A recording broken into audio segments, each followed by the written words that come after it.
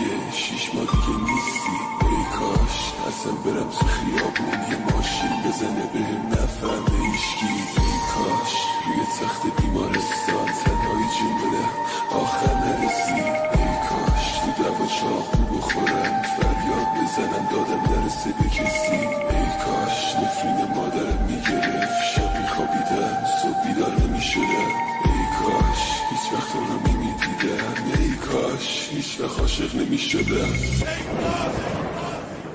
رفیقم البته کشیرم برام برشتاش مادرم جیغ میزد داد میزد برام و بگیر رو میپیشی روی زخمای رو دستم رو نفرین کرد میگفت الهی بمیری کل شهر رو گشتم تا پیداش کنم همون کسی رو که یه روزی جدامون چطوری زیر رو گذاشتم روی شارک گردنه گفتم بیرم بخص کجا بابا روی من بودی دیگه نگم برام نگه سب بخصام و عشقام نگم برام نگه روزا خیلی خیلی زنم نگم برام نگم برام سوشت رو بریزی نگم برام نگه سن پر چای چیزی من بینمستم ولی سوشه یه شرطا بودی کردم نباشم دلم تنگ میشه بازم و هر جا پر کردم سمت تو افتادی تو چی خیانت کردی بازم.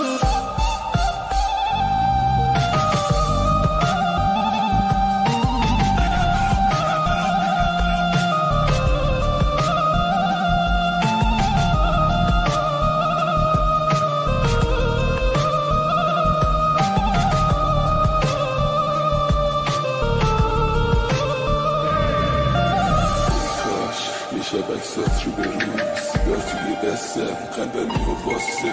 ای کاش یه شب تو خواب ببینم که خیانتت بهم دروغ ترین راسته. ای کاش یه روز برم دریا. ای کاش همونجا غرق شم بمیرم. ای کاش اونا که قلبمو شکستن بعد مرگم عذاب وجدان بگیرن. ای کاش یه روز زلزله بیاد همه چی خراب شه رو سرم.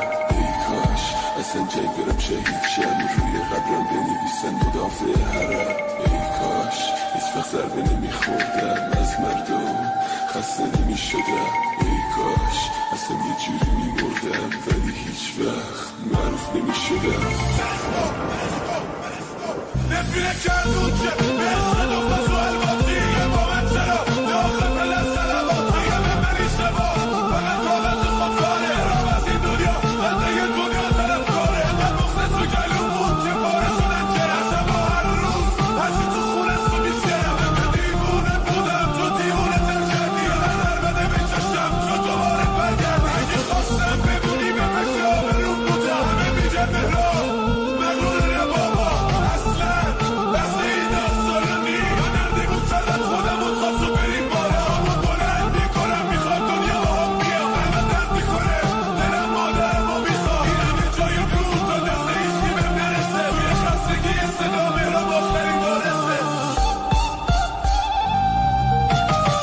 بانو با افتخار مهران خسته صدا آژاک رکورد.